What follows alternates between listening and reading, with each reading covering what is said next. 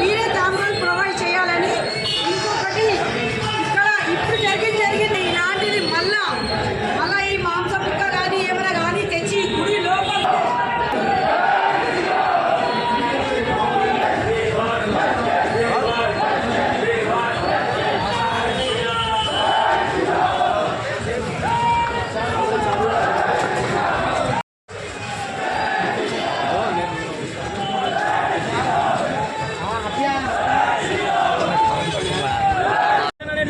ఇప్పుడు కెమెరాలు పెట్టిన తర్వాత మనకి ఎవరు చేసినా దొరుకుతుంది.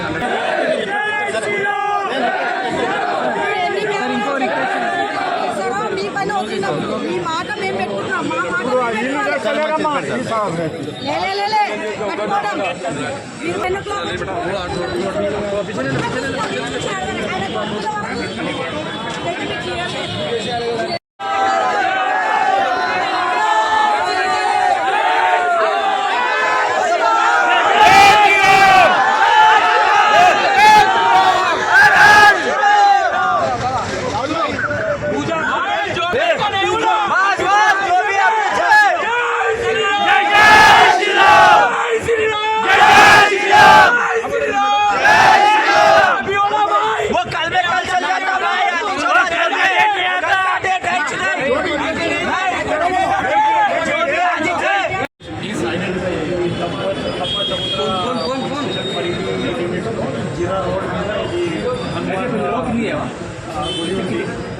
దీంట్లో తెల్లారి సుమారుగా ఒక 3:30 ప్రాంతంలో 4 ప్రాంతంలో జరిగింది. మాకు అనుమానం ఐడెంటిఫై అంటే ఇంతవరకు మేము దర్యాప్తు చేస్తున్నాము. సుదూరంగా పోతున్నాం. అన్నీ కూడా దృష్టిలో పెట్టుకుని చూస్తున్నాము.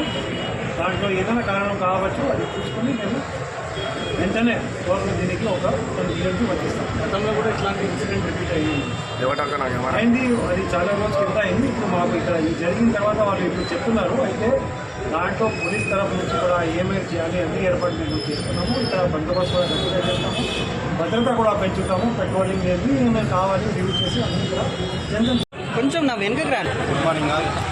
ఇవాళ ఎర్లీ మార్నింగ్ మనకు హనుమాన్ అదేవిధంగా శివ మందిర్ ఉన్న ఈ టెంపుల్ కాంప్లెక్స్లో ఒక మీట్ సుమారు 1/2 kg ఇన్ఫర్మేషన్ వచ్చింది. సో ఇన్ఫర్మేషన్ వచ్చిన వెంటనే మనం ఆల్రెడీ సీసీ కెమెరాలు చెక్ చేస్తున్నాము. ఇప్పుడు అందులో దొరకబట్టే విధంగా ఆల్రెడీ ఒక 4 టీమ్స్ ఉన్నాయి. ఈ కెమెరాలో ఈ టెంపుల్ కాంప్లెక్స్లో సీసీ కెమెరాలు లేవు, కానీ బయట ఏరియాలో ఉన్నాయి. సో వాటి ఆధారంగా दुंडागिरी తీసుకుంటాం. अभी कैसे भी करके उसको पकड़ में आएंगे. इसमें मेन चीज़ें अभी तक कंफर्म नहीं हुआ. कभी कभी जानवर भी लेके आ सकता है, नहीं तो आदमी लेके आ सकते हैं, नहीं तो अनसाउंड माइंड पर्सन भी लेके आ सकते हैं. वो भी इन्वेस्टिगेशन में अभी पूरा मालूम हो जाए.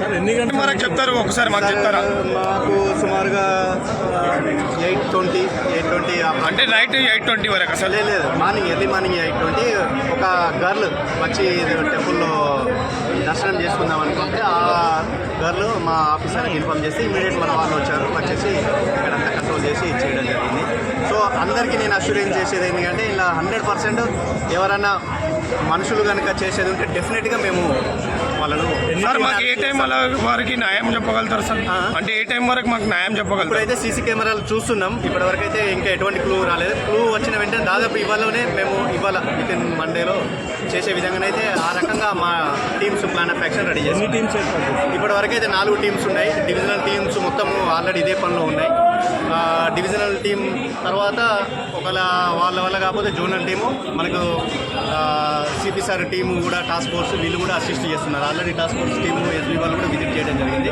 100% ఒక కోఆర్డినేట్గా వెళ్ళేసి ఖచ్చితంగా ఇది భక్తులకు మెయిన్గా నేను ఇది గతంలో కూడా ఇక్కడ జరిగిందని చెప్పారు.